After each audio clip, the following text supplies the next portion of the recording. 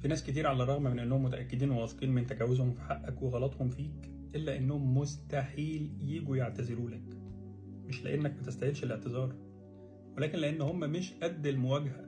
هم مش قد مواجهة نفسهم بانهم يعترفوا بان اللي عملوه فيك كان غلط، وانك ما تستاهلش اللي حصل فيك ده. ما يقدروش يواجهوا نفسهم بان هم اساءوا اليك في عز احسانك اليهم، فالاسهل عليهم انهم يقلبوا الترابيزة ويطلعوك انت الغلطان وكمان عليك حق، فاكرين انهم بكده هيقدروا يرتاحوا. لكن لا، تأكد انهم هيشربوا من نفس الكاس واضعاف كمان. ويمكن الاعتذار اللي استكتروه عليك ما يكونش ليه اي حل ولا علاج غير عند دكتور نفسي.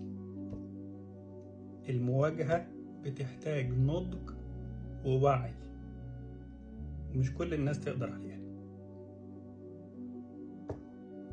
سلام.